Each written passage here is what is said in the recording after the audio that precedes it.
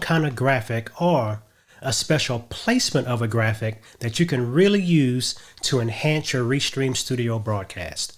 I'm talking about lower third graphics. So what is a lower third or lower third graphic? It's really any kind of graphic, but it's where it's placed that's important. It's in the lower third area of your screen that's highlighted right now. So what's usually placed down in this lower third area? Well, two of these graphics I'm going to show you today are an informational graphic, which can have your name and title or information about that broadcast as you see now. So it has my name and my title in it. It's just something that I don't have to repeat over and over, but it tells the audience who I am. The second kind of graphic that is good for a lower third graphic is an informational graphic that I call a call to action graphic, which you're looking at right now. This has information in it that you don't want to keep repeating over and over, or that someone might not be able to hear well the first time or take notes on it well the first time. So it's information that can be placed in this area that's away from most of the action of the video, but gives your audience important information on how to follow you or something else to do or how to even interact with that video. So let's jump into Canva right now, and I'm going to show you how to make both of these lower third graphics. All right, so here we are in Canva. We're going to go to a new presentation, and once this thing loads up, I'm going to make the background dark so I can get some good contrast. Now let me go over here to my Restream folder, and I'm going to grab one of my step and repeats and use it as the background here. Let me size this up, and then I'm going to crop it down to make it a lower third. And that's a little thin, so let me drag this up some, and I can recrop that a little bit. Yeah, I'm liking that. Pretty good. All right, so now I'm gonna grab the Restream R here, and I'm gonna drag it over and scale it down. I'll tweak this a little bit, get it centered up. All right, inch that just a hair. All right, then I'm gonna grab the Restream logo text and size it down and place it in. All right, now what I need to do now is add my call to action text to finish out this web address. I'm not sure if you guys noticed this in my initial graphic, but it's gonna be kind of the Restream web address as text and logo. So I'll type that in real quick, the rest of this.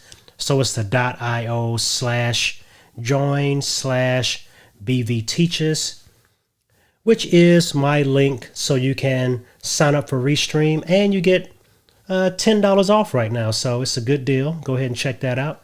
And let me change the size and the color of this real quick. Kick that up so it's legible.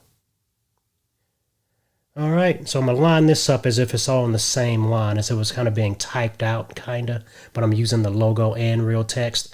And then finally, as a last accent, I'm gonna go over here to my logo folder, and I'm gonna grab my logo over here and place it over on the far side in the corner. And now we have our call to action bar basically wrapped up.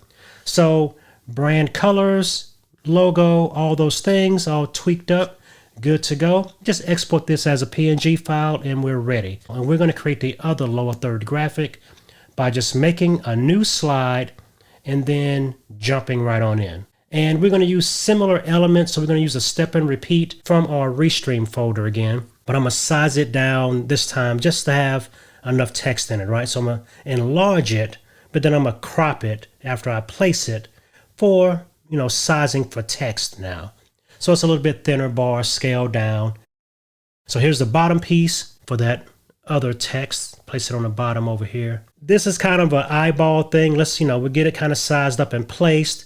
Then we'll add the text, then might have to tweak it a little more, right? So let's go over here and add some text to it. Oh, you know what? Let me change this color real quick.